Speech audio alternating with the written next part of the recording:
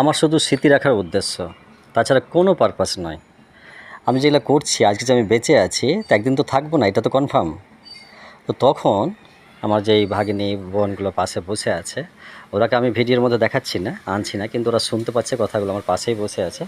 তো এই যে আমি বিড়ির কুলাটা একটু দেখিয়ে দিলাম, তো মুখগুলো দেখালাম না।